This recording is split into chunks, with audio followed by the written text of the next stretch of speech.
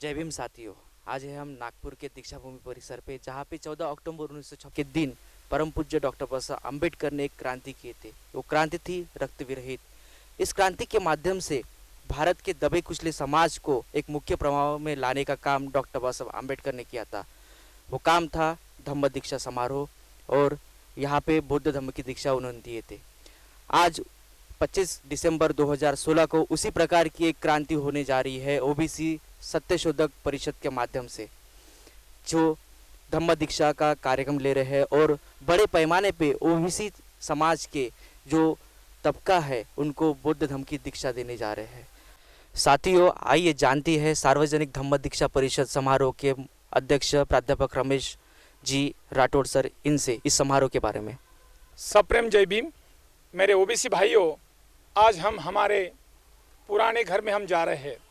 आपको याद होगा 14 अक्टूबर 1956 में बाबा साहब ने इस पवित्र दीक्षा भूमि पर सभी हमारे भाई को आह्वान किया था कि सभी भाइयों, आप हमारे पुराने घर पे जाना है, हमें हमारा धर्म स्वीकार करना है। बौद्ध धर्म स्वीकारने के लिए सभी को बाबा साहब ने आह्वान किया।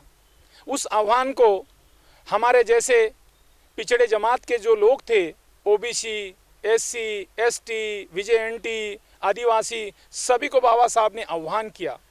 उस आह्वान के समय हमें लगा कि बाबा साहब का आह्वान ये हमारे जीवन में कोई परिवर्तन नहीं करेगा। जिस भगवान ने हमको पैदा किया है, जिस भगवान को हम विश्वास करते हैं, वही भगवान हमारे जीवन में बदलाव करेगा, ये हमारी धारणा थी। मगर आज 60 साल में हम देखते हैं तो हमारे जिन भाई ने इस धम्म का स्वीकार किया, उनके जीवन में इतना बड़ा परिवर्तन हो गया। आज हमारे में उनमें इतना डिफरेंस हो गया साथियों, 100 साल का इतना डिफरेंस हमें दिखाई दे रहा है। हमारे हाथ से फिर से वो गलतियां न हो, क्योंकि बाबा साहब ने जिन लोगों को दीक्षा दी, अब जाति के बारे में बोले कि हम हिंदू धर्म में जात की व्यवस्था है, और जात के बारे में बोले तो बाबा साहब ने जब संविधान दी, उस संविधान में सभी जातियों को समान अधिकार दिया। अगर आप एससी के बारे में बोले तो एससी में चमार है, महार है, मांग है, स्वीपर है, ऐसे अनेक जातियां हैं। मगर आज जिस बाबा साहब ने आह्वान किया, उस आह्वान को स्वीकारते हुए जिन महार लोगों ने आज बौद्ध धर्म की दीक्षा लेकर इतना बड़ा परिवर्तन करके दिखाया, वो आज दुनिया का सबसे बड़ा चमत्कार है। आज जिस चमत्कार हम चमत्कार नहीं मानते हैं, हम विज्ञानवादी है, मगर आपको चमत्कार जिसको मानना है तो वो चमत्कार मानिए। जिन लोगों को कोई भी किस प्रकार के मानवता या मानुष नाम की कोई चीज़ नहीं थी, वो आज इतने ऊंचे पद पर जाके बैठ गए। आप लोग को मालूम होगा, भारत के सुप्रीम कोर्ट का सुप्रीम जज एक बुद्धिस्ट था।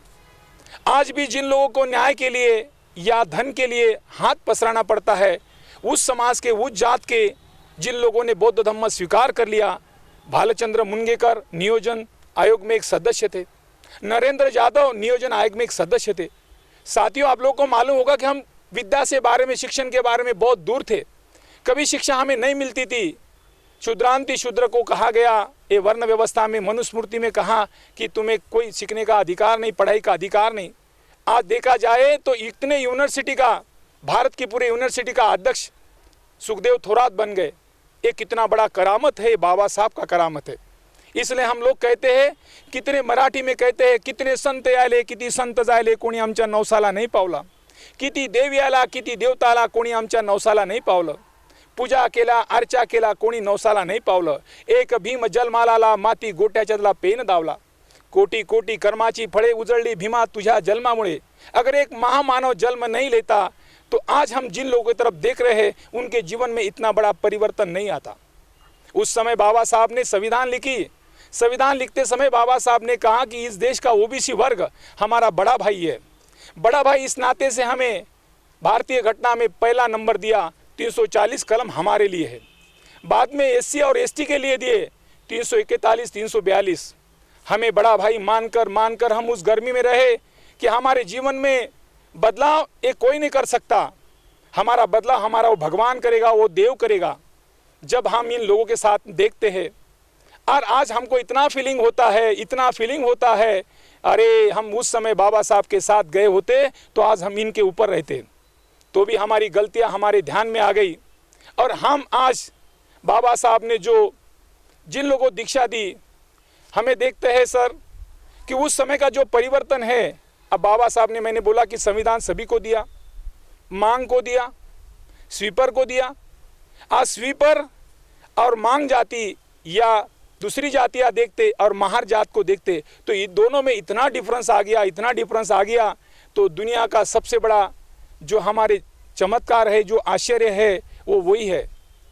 कहावत कहती है, हम हिंदू धर्म में भाग्य को बहुत मानते हैं, कभी हमारा भाग फलित नहीं हुआ। तो मेरे इतने गौर से मैं देखते सुनते हुए मुझे लगता कि भाग्य क्या चीज़ होती है। जिन जिन लोगों को बाबा साहब और बुद्ध मिल गया, जिनको बाबा साहब बुद्ध का स्पर्श हो गया, उनका जीवन सफल हो गया, वो दुनिया के सबसे बड़े भाग्यवान है। इसलिए हम लोगों ने ये समझ लिया और हमारे जो ओबीसी भाई है वो फिर से गलती करना नहीं चाहते। हम जो ओबीसी है, हम जिस धर्म में है उस धर्म में वर्ण व्यवस्था है। वर्ण व्यवस्था होने से सबसे ऊंचाई पर ब्राह्मण है, दूसरा क्षत्रिय है, तीसरा वैष्णव है और हमें शूद्र बना दिया। हमें शूद्र बनाने का हमारा काम क्या किया? तुम कोई लिखाई पढ़ाई मत करो, तुम्हें कोई अधिकार नहीं है। अगर लिखाई पढ़ाई करने का काम करते हो, अगर सुनते हो, तो तुम्हें बहुत बड़ी शिक्षा दी जाएगी। शस्त्र उठाने का काम सिर्फ क्षत्रिय को दिया गया। क्षत्रिय देने के हाथ से हमें कभी शस्त्र उठाने का काम नहीं किया। अगर हम करते हैं तो हमारे हाथ छाट देते। धन कमाने का कभी हमको अधिकार नहीं दिया, क्योंकि हम धन कमाते हैं तो हमें शिक्षा देती है। हमें सिर्फ हम उनकी सेवा करते रहे। आज भारत में 3743 जाति हमारी ओबीसी के है। हम हिंदू धर्म के सभी देव देवता को मानते हैं, पूजा पाठ करते हैं, अर्चा करते हैं, उन देव की आराधना करते हैं। अगर हम इस देश के सब हिंदू के हिंदू भाई है तो भाई ने भाई को काम करना चाहिए, भाई ने भाई को मदद करना चाहिए। जब हम 52% लोग इस भारत में ओबीसी नाम के हैं, जब हम हमारा अधिकार मांगने जाते हैं तो हमारे अधिकार के लिए आप देखिए, जब मंडल आयोग लागू हुआ, उस मंडल आयोग लागू होने के लिए इस सुप्रीम कोर्ट में जो याचिका डाली गई, वो 32 याचिका डाली गई कि ओबीसी को आरक्षण नहीं दिया जाए। अब हम सोचते हैं, जब हमारे लिए कोई धर्म के बारे में सोचे तो कोई क्रिश्चियन धर्म का कोई आदमी ने अपोज नहीं किया, मुस्लिम धर्म के आदमी ने कोई अपोज नहीं किया, बौद्ध धर्म के आदमी ने कोई अपोज नहीं किया, सिख धर्म के आदमी ने कोई अपोज नहीं किया। तो अपोज किसने किया? तो जो हमारे हिंदू भाई है उच्च वर्णीय, उन्हें ही अपोज किया। वो हमें भाई नहीं मानते हैं, वो हमें वहीं रखना चाहते। वो कहते हैं कि भगवान की देन है, ये ईश्वर की देन है। मराठी में कहते ठेविले अनंत तैसेची राहावे, आलिया भोगासी आसावे साजर।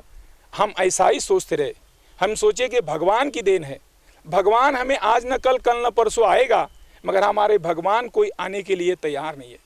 अब जब हम इधर देखते हैं तो बाबा साहब ने बौद्ध धर्म देने के बाद इन लोगों के दिमाग से देव निकल गया, भगवान निकल गया। और भगवान निकलने के बाद जो भगवान की पूजा अर्चा करना है, भगवान के लिए जो समय देना है, 365 दिन हम पूरे उसमें बने रहते। अब जब लोगों ने बौद्ध धर्म स्वीकार कर लिया, तब इनके 365 दिन के सब पैसा इनका बच गया, इनके महिला का, इनका पुरुष का समय बच गया। और इनका जो समय था वो पूरा समय अपने बच्चे को लिखाई पढ़ाई पर दिया। आज जिन लोगों ने बौद्ध धर्म स्वीकार लिया, उन लोगों के बच्चे की लिखाई पढ़ाई देखते हैं और हमारे बच्चों की लिखाई पढ़ाई देखते हैं, दोनों में इतना डिफरेंस दिखता है कि पूछो भी मत। आज हमने जो भगवान नाम की, जो देवता नाम की चीज़ इनके दिमाग से निकल गई। एक मराठी में कहावत है सर, हम कभी सुनते हैं, देखते हैं। वो मराठी में कहते हैं, पूर्वीचा महार आजचा बौद्ध, पूर्वीचा महार आजचा बौद्ध तो मानत होता देव तेव्हा त्यांना मिळत नव्हती भाकर, त्यांनी नाकारला देव आता त्यांच्याकडे पुरणपोळीचा पाहुणचार। पूर्वीचा महार आजचा बौद्ध तो मानत होता देव तेव्हा तेव्हा पायात नव्हती खेटर, त्यांनी नाकारला देव आता बूट झाले भरमार। पूर्वीचा महार आजचा बौद्ध तो मानत होता देव तेव्हा चारत होता ढोर, आजही नाकारला देव, त्यांचे किती झाले कलेक्टर। पूर्वीचा महार आजचा बौद्ध कोणी घेत नव्हते त्याला नमस्कार, आता म्हणतात जय भीम नमस्कार, खुद होकर वो करते कि भाई हम इन राह से चले, इन लोगों के साथ चले। ये सब दुनिया का सबसे बड़ा चमत्कार बाबा साहब की करामत से हुआ है। ये हमारे आंखों में सामने दिखता है। अब हम सब लोग भाई जाग गए हैं, हमारे मन में चेतना आ गई है कि हमारे जीवन का अगर परिवर्तन होना है, हमारे जीवन में बदलाव होना है, कि हम यही राह से चले जिस राह से हमारे भाई ने गए, वो हमारे आदर्श है। इसलिए हम इस समय बाबा साहब ने हमने बड़ापन दिया कि हम बड़े भाई है, इस समय हम छोटे भाई के राह में आ गए। और हमारे जो जिन भाइयों ने बुद्ध धम्म का स्वीकार किया है वो हमारे बड़े भाई हो गए। आज उनके जीवन का परिवर्तन, उनके आचरण का परिवर्तन, बुद्ध धम्म स्वीकारने से क्या होता है, तुम एक वैज्ञानिक बन जाते हो, तुम्हारी एक समानता तुम्हारे दिल में आ जाती। कोई चीज़ तुम इजीली कोई बोले वो नहीं ले लेते, उस चीज़ के लिए तुम प्रश्न निर्माण करते हो। जब प्रश्न निर्माण करने की अवस्था तुम्हारे मन में आ जाती है तो तुम बदल गए। समता तुम्हारे निर्माण हो गई है, भाई भाई तुम्हारे साथ हो गए। और जिन जिन महामानवों ने जो कुछ किया है, उस महामानवों से एक अलग पराक्रम बाबा साहब ने करके बताया। और आज का जो भाई है, इसलिए मैं हमारे ओबीसी भाई को आह्वान करता हूँ, उसके साथ हमारे जो एससी जाति में बाकी वाले जो जात बची हुई है उन्हें भी आह्वान करता हूँ, हमारे एसटी भाई को आह्वान करता हूँ, हमारे विमुक्त भटकिया जमाती को आह्वान करता हूँ। हमारे विमुक्त भटकिया के हम भी भटके जमात के लोग हैं, हमारे भटके जमात के लोग, कोई देव हमारा भला करेगा। आज भी हमारे लोग बकरा काटा जाता है, देवी देवता को बड़े जाकर पूछते हैं, कितने साल से पूछ रहे हैं, पूछते रहे हैं और कब तक पूछते रहोगे, हमारे जीवन में बदलाव नहीं आएगा। अब हमारे मन में समझ में आ गया। तो मैं सभी हमारे भाई को, जितने ओबीसी भाई, जितने मागा जात के लोग हैं इस देश को, सभी को आह्वान करता हूँ कि भाइयों आप राह आ गई है, उस राह से आपको चलना है और आपके जीवन में आपको बदलाव करना है। आपका बदलाव होने के लिए एकमात्र कारण है, एकमात्र दिशा है, वो है भारत का, वो है बाबा साहब ने दिया हुआ बुद्ध का धम्म। क्योंकि इस धम्म के वजह से इन लोगों में इतना बड़ा परिवर्तन हुआ है, हर क्षेत्र में गए हैं, हर क्षेत्र में बने हुए हैं। और बाबा साहब ने किसको रोका था? संविधान के समय तो मांग को भी है, महार को भी है, आपने स्वीपर को भी है, ढोर को भी है, बंजारा को भी है। आज हम जिन लोगों ने बुद्ध धम्म का स्वीकार किया, उनकी और हमारी तुलना हर क्षेत्र में कहो, साहित्य के क्षेत्र में कहो, लिखाई पढ़ाई के क्षेत्र में कहो। आज भारत में सबसे बड़ी ऊंची जो आईएएस परीक्षा होती है, उस परीक्षा में हमारी एक बुद्धिस्ट लड़की भारत में पहला नंबर फर्स्ट आ गई। आज ये लोग रिजर्वेशन को नकार रहे हैं। इसलिए हमारे मराठा भाइयों को, हमारे ओबीसी भाइयों को, हमारे तेली माड़ी कुंबी सब भाइयों को ये कहना है कि हमें हमारे घर पे फिर से जाना है, फिर वापसी करना है, हमारे भाई को हमको मिलना है। भाई झूठा पैसा रूठा भाई, समय समय पर काम आई, हमारा भाई हमको काम आने वाला है। इसलिए हम सब लोगों ने निश्चय कर लिया है 25 दिसंबर को ये नागपुर की पवित्र दीक्षा भूमि पर हम एक नए युग के साथ चल रहे हैं। सर, ये जो सार्वजनिक धम्म दीक्षा परिषद समारोह है, ये 25 दिसंबर को ही क्यों? हाँ सर, 25 दिसंबर का ये महत्व है कि जिस धर्म व्यवस्था ने, जिस धर्म ग्रंथ ने हमें इतने जात में बांट दिए, वर्ण व्यवस्था में बांटे, जात में बांटे और जात में जात और बांट दिए, पोट जात उसके निर्माण कर दिए, वो धर्म ग्रंथ को बाबा साहब ने जलाकर नष्ट कर दिया। और उस ग्रंथ को फिर से ना वो पैदा हो, वो ग्रंथ फिर से ना आए। इसलिए हम अंधार युग से प्रकाशमय युग के तरफ जाने के लिए 25 दिसंबर का युग हमने चुना है सर। उस दिन, उस साल, ये जो साल है, एक बहुत बड़ा महत्व है। बाबा साहब के 125वीं जयंती है। उसके साथों साथ बाबा साहब ने जो धम्म दीक्षा दी, उस धम्म दीक्षा का हीरक मोह से 60 साल पूरे हो गए। और इस सब मौके को देखकर हमारे भाई हम जाग गए। 60 साल का इन लोग का परिवर्तन, 60 साल में इन लोग का हुआ बदलाव, और ये बदलाव हमें देखा नहीं जाता है। फिर से हमारे से गलतियां न हो, इसलिए हम डिसाइड किया, हमने सबने ये कर लिया है कि हम 25 दिसंबर को दीक्षा लेंगे। और हर साल हमारे जितने ओबीसी भाई है वो हर साल 25 दिसंबर को हमारे इस राह पर आए। जब तक हमारा अनुशेष पूरा नहीं होगा तब तक हमारी राह चलती रहे। ऐसा हम सब लोगों ने एक चंग बना लिया है और हम इस राह पर आकर भाई के साथ भाई जैसा रहेंगे। और इस खुशी में, इस 25 दिसंबर होने वाले इस समारोह में मैं सभी भाई को, भारत के सभी राज्य को, राज्य में सभी जिले को, और जहीं भारत के बाहर कोई विदेशों में जो कहीं होंगे हमारे भाई को सभी को मैं आह्वान करता हूं कि इस मौके का फ़ायदा लेने के लिए आप नागपुर नगरी में तहे दिल से तो आपका स्वागत है इस धम्म दीक्षा परिषद का स्वरूप कैसे रहेगा सर। और इस प्रोग्राम का हम ये औचित्य है, बाबा साहब ने 14 अक्टूबर 1956 में जिस तरह से बाबा साहब ने धम्म दीक्षा दी, उस तरह का समारोह ये 25 दिसंबर 2016 को होने जा रहा है। बाबा साहब का जैसा स्टेज था वैसा ही स्टेज रहेगा।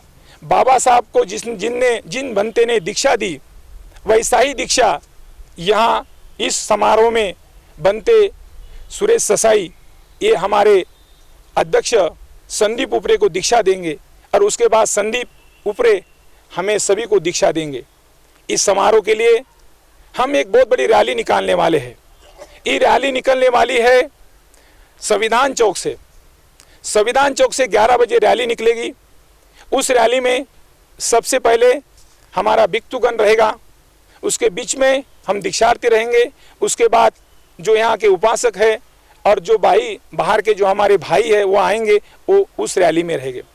वो रैली उस समय सभी के हाथ में एक धम्म ध्वज रहेगा, और धम्म ध्वज लेकर सभी भी हमारे साथी वो शुभ्र वस्त्र में रहेंगे, अपने हाथ में धम्म ध्वज रहेगा, और पूरे नागपुर शहर को एक मंगलमय, एक पवित्रमय, आनंदमय ऐसा मौका, ऐसा स्वेरणा ये बनाते हुए एक रैली वहाँ से यहाँ आएगी। वो यहाँ इस दीक्षा भूमि के जो स्तूप है उस स्तूप में जाएगी, वहाँ बुद्ध वंदना होगी। बुद्ध वंदना होने के बाद वहाँ से बाहर निकलेंगे और वहाँ स्टेज पर आएंगे। वो स्टेज पर आने के बाद में वहाँ हमारा जो भिक्षुगण वो अतिथि जगहों पर बैठेगा, उसके बाद हमारे जो दीक्षार्थी उसके बाजू में बैठेंगे, और उसके बाजू में अतिथिगण बैठेगा जो ज्येष्ठ अतिथिगण है। और इस स्टेज पर हमें सिर्फ 3 आदमी बैठेंगे जो हमारे इस दीक्षा समारंभ को हमको दीक्षा देने वाले हैं, बनते सुरेश ससाई।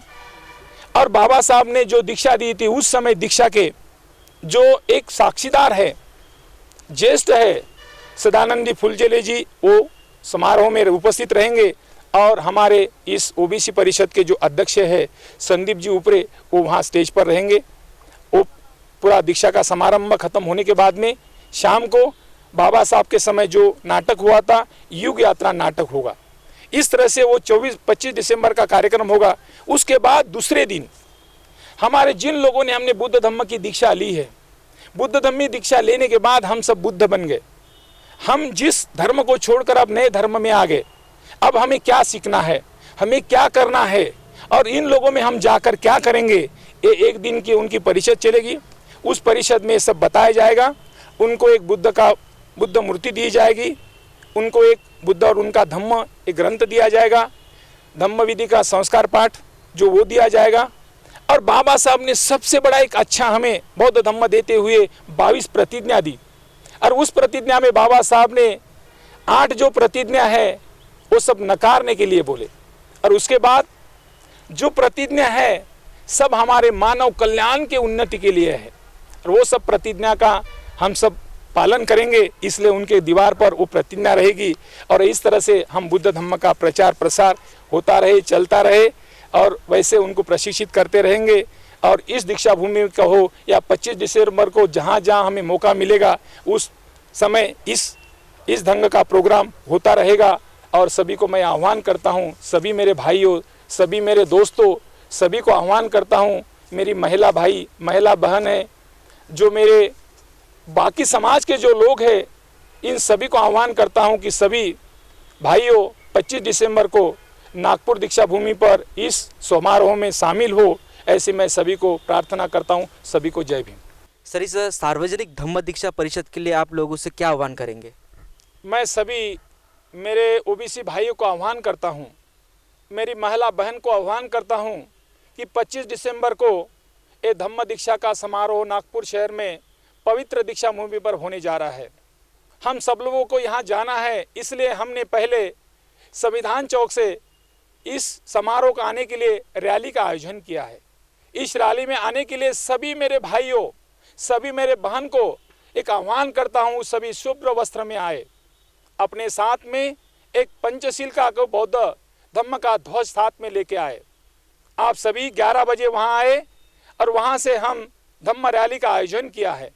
इस आयोजन रैली में सबसे पहले हमारे भिक्षुगण रहेंगे। उस भिक्षुगण के पास हम जो दीक्षार्थी है वो दीक्षार्थी उनके बाद रहेंगे। उनके बाद हमारा जो महिला ग्रुप रहेगा हमारी बहन का, उनकी रैली में शामिलित होने के लिए वो उनके पीछे रहेंगे।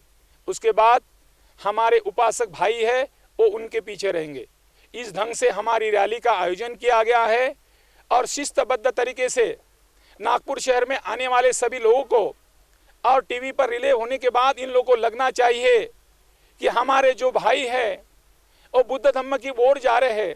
बुद्ध धम्म एक शांति का मार्ग है। सभी को बताए दुनिया को, ये दुनिया वालों सभी को आज हमें बुद्ध चाहिए, युद्ध नहीं चाहिए। युद्ध दुनिया में है, चाहे वो हमारे घर घर में है। हमारे घर में शांति अगर लाना है तो हमें धम्म के ओर जाना पड़ेगा।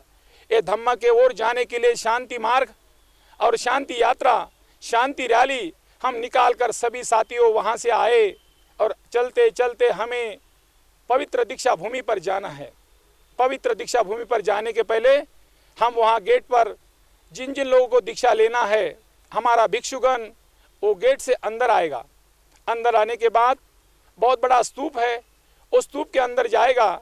भगवान गौतम बुद्ध की मूर्ति है, बाबा साहब की मूर्ति है। वहाँ अंदर वो वंदना होगी। वंदना होने के बाद हमारे भिक्षुगण और हमारे दीक्षार्थी दूसरे गेट से बाहर निकलेंगे।